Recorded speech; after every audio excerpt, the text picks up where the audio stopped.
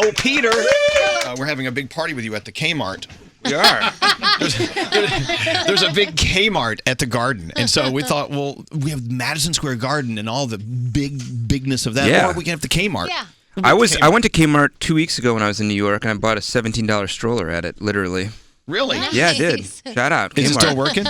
I was like, I'm going to buy the stroller, and I'm probably going to throw it in the trash when I leave. And I was so stoked. Well, how is it now, though?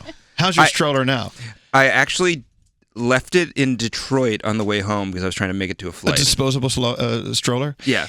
I just had this weird feeling. I'm sitting here talking to someone I've known for how many years? About 15? About buying a stroller. Yes. It's so crazy. Rock and roll, man. Yeah. What the hell is that? I mean, and a $17 stroller, you know what I mean? Balling over here. So you know it's still going good for me. Well, yeah, things are great. Mania can't get out fast enough. Balling. We gotta get that album out so we can afford some better strollers. I mean, when you travel, don't you ever buy disposable luggage because you gotta get that one thing home and then you're like, the wheels fall off. I'm not gonna need that again. I'm so cheap. I have these. Are you really cheap? Yeah, I'm super cheap. Why are you cheap? I don't really know why. You got money in the bank, don't you? I think it's because of my dad. He when my parents saved scrambled eggs in a plastic bag in the refrigerator. I'm like, this is disgusting. Like, my whole life has been like all that stuff. There's nothing wrong with that, though. No one should ever make fun of you. No. No. I mean, like when you look in my parents' refrigerator, it's like plastic bags of and they turn green, they throw them away. Ugh, hey, well, what do you splurge on? There's got to be something that you will pay money for, even if it hurts. You'll pay it.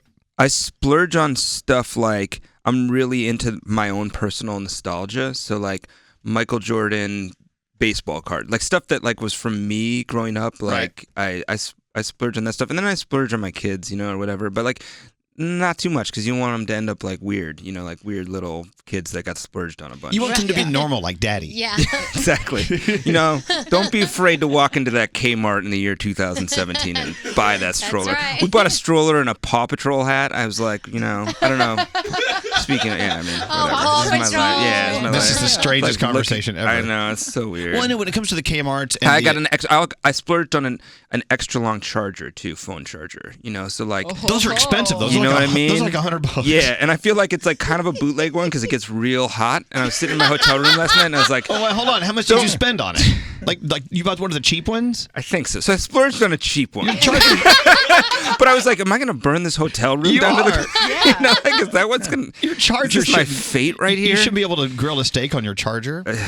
Okay, so I don't know if you know this, but Mania, the cover work on Mania is purple. Mm-hmm. Which is my favorite color. Yes. So tonight, while you're performing, is that really your favorite color? Yeah. No. You. Come to my house. Okay. You guys have been to my house. Oh yeah, it looks Love like purple. it's a porn palace over there with No, it's purple not. everywhere. Carpet on the walls. I got right. purple everywhere. I'll be there. You haven't seen my purple sumo wrestler. You haven't seen my purple stuff. I got purple everywhere. But anyway, that's not about me. It's Purple about you. fuzzy chains hanging from the ceiling. So tonight, while Fall Out Boy's performing, we are going to light up the Empire State Building purple. Wow, that's awesome.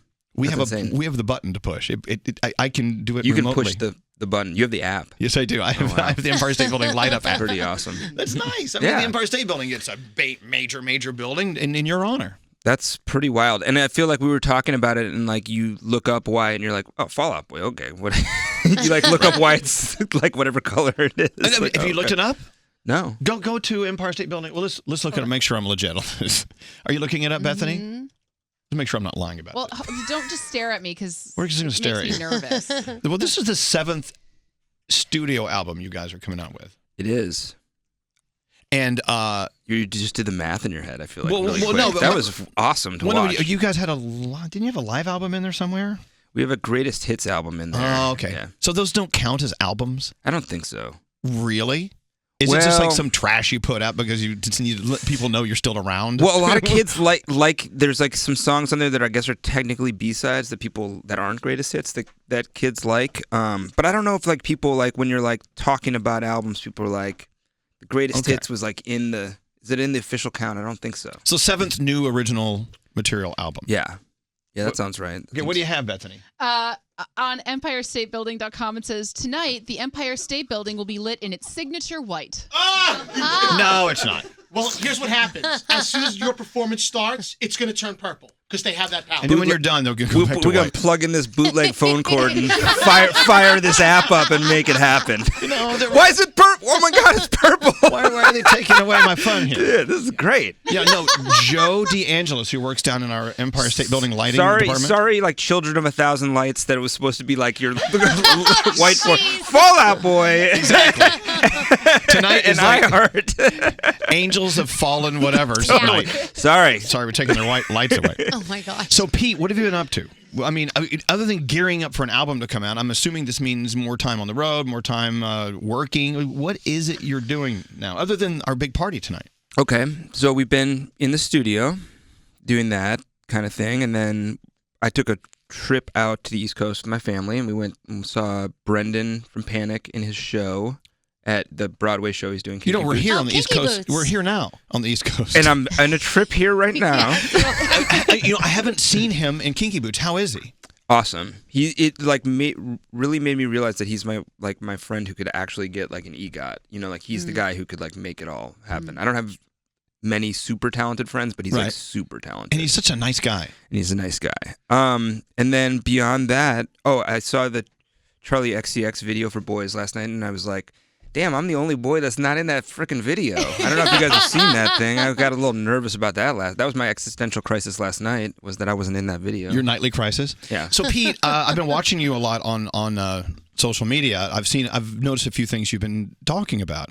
You did have an interesting side on the loss of Chester Bennington and mental health. Yes. What you said was very, very, very, definitely merging it in line with what we were saying here on our show the following morning. Yeah, I mean, I think that it's unfortunate that there's still such a stigma with mental health that like you can't really talk about it, or you talk about it and you're kind of thought of in a certain light. And I think that like the more we talk about it and the more we normalize that you should talk about it and that everybody goes through these kind of things, I think that making it more open and casting more light on it, it's super important. It is. And that's one of the only good things that comes out of something so tragic like the loss of an amazing talent or amazing person is, it gives us another opportunity to talk about it. Yeah. And, it's so easy to talk about what happens if you break your arm and who you go see to fix your arm, but mental health is a whole different thing. Like, who do you go see to help you, through that? Well, now we talk about it. We talk about it, and you talk about whether you need somebody to talk to and talk it through, whether it's your friend or whether it's your family or whether it's like somebody who's professional you can talk to about it. I think that that's super, super important, and it's been so helpful. I mean, it's really cathartic to me to make music and be able to create, but it's also like been super helpful to be able to talk things through and kind of realize my own life and how I have been able to expand it and like, I don't know, 15 years ago I was such a different person, and I feel really thankful that I've had the people in my life that I've been able to talk to and talk it through. Right. 15 years. Yeah. 15 years. I mean, without getting too crazily deep here, I mean, how different are you now? What is so different that you really, truly appreciate about yourself now? There's so many things. I mean, one of them is when I'm with my kids, I'm like, wow, I'm the adult here. Like it's like, the things that, because kids like repeat everything you say and kind of, or for example, before it was canceled, I was going to Justin Bieber at the Rose Bowl with my 8-year-old, and I was Were you like, excited about that? Yeah, because he's so excited, you know what I mean? Right. So it's like, I'm like, this is going to be fun, or whatever. But like, I was like, 15 years ago, never, like something like that would never have happened in my life. But it's like, it's so much bigger now, But then beyond that, like doing the band and stuff, like we just, I think that we're more adultish now, like we're able to relate to each other and talk to each other on a way that like we were never able to before. You know what I'm loving about getting older? What's that? And I think anyone, no matter You're aging in like reverse though. Benjamin Button. Yeah. Why not get a good Jewish surgeon? Oh my gosh. No, but you know what I'm loving about honesty. it, and I say this to anyone who's 12 years old who doesn't want to get older, and someone who's 40 about to turn 41, going, oh God, you know, getting older, you realize that the world is getting larger, and you can appreciate the fact that you are just one little tiny speck in this grand scheme of things. If it's a God, if it's a universe, whatever this energy is that is making the world spin and making our lives do its thing, we realize that we are just so less important than we actually used to think we were. Totally. Especially if you're like me and you, who spent many nights, you know, getting like totally effed up. But enjoying life. I would never give any of those nights back. No. You know, we learned a lot from those messy, blurry nights. Totally. But kind of. But now you walk, you know, Pete, you walk up to the what's that big hole in the middle of the country? That big, massive ditch. Grand Canyon. The Grand Canyon. You walk up to the Grand So Canyon. great. You walk Oh up my to the God. Grand Canyon, or like we were in Africa hanging out with lions that could have ripped our throats out the other day. And you know, you experience these things, and you realize I am nothing to the Grand Canyon. I am nothing to the universe or to this lion who could eat me, and it makes me want to be more important in this world and help people. And I think it's a great learning experience as you're getting older. Oh, totally. And the perspective when you're just like also like a big hole, the ditch, just a ditch. It's just a big ditch. It's just a ditch when you think about it. At the end of the day, it's just you're just a ditch. A bitch and a ditch. Canceling shows. Justin Bieber, of course, canceled all of his shows. Have you guys canceled shows along the way? I mean, in all of your years, Fall Out Boy out on the road. Well, I think we haven't canceled shows, but we've like missed things before, not on purpose. Like I think canceling is a tough thing to do, but at the same time, I'm like, you know, if you've been on tour for 13 months or whatever he has, you know, like I think that if you're doing something for your own mental health, I think that's super important. Like the thing that John Mayer said about it, I think is really important. What did he say again? I think he just said that like the amount of people that we've lost, if somebody needs to like, the last thing you're going to do is like pull out of, it's not easy to pull out of shows, and I would assume it's really not easy to pull out of like stadium shows. So the last thing, you're not doing it because you're just like, well, I want to go like sit on a jet ski or something like that. You know, like it's like, I think that there's something deeper in that. And so he just said that like, you know, like you give somebody like a mulligan, you let them, because the idea that otherwise the person is maybe burning out, you know, Right. I think that's important to do. Talk about you know? that, Pete. Being on the road, it looks very difficult to me. I don't know if I could handle it, but from your perspective, being on the road for such a long period of time, city to city to city, buses, planes, everything, hotel rooms, what is that really like, and what can that do to you as a performer? I think it gets monotonous, you know, like because lots of times you're not really seeing, like you're in Japan, but you're not really seeing it, you know. So like you're like what you just said, you're seeing like backstages, you're seeing hotels, and you're busting. It's like not really. You're so transient. You're not part of something, you know. Like living out of a suitcase is like maybe glamorous when you think about it for the first like 6 months or a year or something, but there's something about like you're just not, there's nothing permanent to what you're doing, you know, like it's hard to like kind of have roots and feel. So you're not tethered to anything of any importance. And you can get kind of like lost from it, you know. You get lonely on the road, even though you're with the same people every day. Yeah, for sure. I mean, because it's so easy to like just click into a routine, you know, and that can be a good thing. But for me, I really had to like realize like, hey man, you're in Tokyo, go out and walk around. You're in like South Africa, go out. You know, like, or you have to force yourself kind of to do it.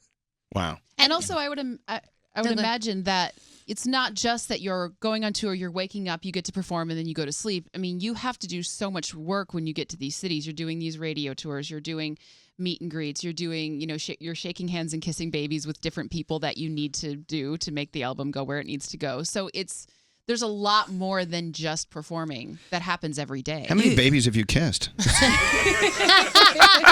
Does this seem creepy? I mean, and the thing that I always have to take away is that, like, while this is like night 150 for us of doing it, like this is like these people who are coming out, like this is the one, maybe like the one night, like they're cutting loose and they get to go to the thing. And so it's like a really important moment, you know, and like to not kind of like lose, like that's for me is like, you don't want to like lose the thought of that, you know, like, cause you can just kind of be like, go through the motions. Yeah. But Pete, can you recall a night years ago when you guys were, younger, before kids, and you're like really maybe just stoned out of your mind, whatever, you got on stage, and it's just such an electric moment. Yes. And you're a little buzzed. The crowd is louder than ever. The lights are super bright. The music just sounds perfect. Have you ever felt that shock? Like, oh my God, this moment right now, this is what I do for a living. This is messed up. This is the best thing ever. Yeah. How do you achieve that same high, that same feeling when you've been in the business for a while? I mean, to me, I'm like such a crazy person that I'm like, I think it's all over every night. Really? You know, before we go on stage, I'm like, this is probably the one where they're not going to be, and so every night it's a little bit of a it did happen. Well, this could be a little frightening. Yeah. Like, this could be the last one. I'm like a very anxious person. Are you really? Oh, yeah. Definitely. You still get the butterflies in the stomach before you walk out on stage and do your show? Yeah, not in the nerves in the sense of that we're gonna screw up, but more nerves like we're gonna let people down or people aren't gonna be there. That's a lot of pressure. Oh yeah. That could really, really take its toll on you after a while. Yeah, probably. But I'm also out, balling at Kmart with the $17 stroller. That's right. So I wonder if that's why a lot of performers, artists, musicians or actors, whatever, have that fright at all times. Like, this could be the last hurrah for my really great career. And someday it will be. You know what I mean? Like, it's one day you go out and that's the last one. You're going to live forever. Yeah. All right. We can start working on the hologram deal here. All right. Well, as far as canceling shows, make sure tonight is not one of them. Yeah, please. No. Yeah. Tonight we've got our own. We're closing down a city street in Manhattan, which is crazy, for a huge loud party. Of course, Fall Out Boy will be there. Already people there. They called us this morning and they're like, Yeah. "We're already here." We're like, Wild. Okay. Someone sent me a tweet. They're erecting my stage. I'm like, oh my God! It's almost as tall as the Empire State Building. I hope when I'm erect, I'm purple. You don't want to be blue. Can you Blue's imagine? not good. A purple erection, as in a building. Yes. All right. Well, thank you, and don't forget, Mania is available September 15th.